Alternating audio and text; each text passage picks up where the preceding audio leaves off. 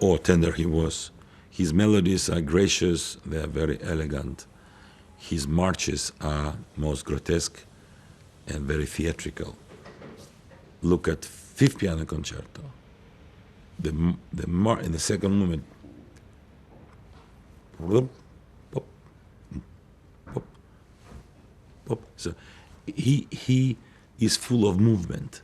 He's a great ballet composer, but even when he composes for the voice, he is very conscious of the movement, rhythm and melody and harmony and color of orchestration and the color of voice, because not only voice human, but the voice of flute, voice of trumpet, voice of string section. So it all comes together in a movement, because he was a master of time. Time is a movement. And I think he put it all together always with such an incredible, inventive, and full of fantasy. He was a master. One phrase belongs to him. He was asked to do something.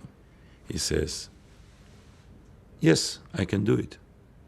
I am enough professional and my technique allows me to do anything. Like Bach, who was maybe under pressure, maybe it was his duty, maybe it was his big wish, maybe it was his most wanted dream to compose cantata after cantata. It will be next Sunday service.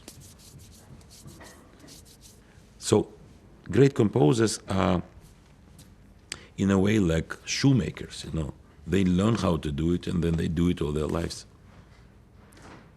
And I think in Prokofiev's story, we always find incredible, mysterious balance between a boy prodigy like Mozart and the man who grown so deep and so much to see the biggest tragedies of all times. Prokofiev was destined to die in the same day with Stalin. Nobody even noticed he died because in the country where he lived, everyone was going through this loss of the great leader. This people were crying, it looked like the end of the world for many of those Soviet citizens, not because they were so foolish. That was the feeling after the Second World War. It's a very complicated thing to discuss, but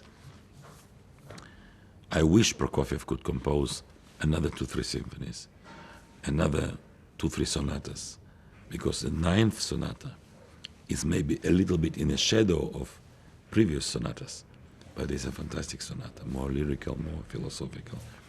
The 7th symphony doesn't have this super dramatic power of previous symphonies, number 5, number 6.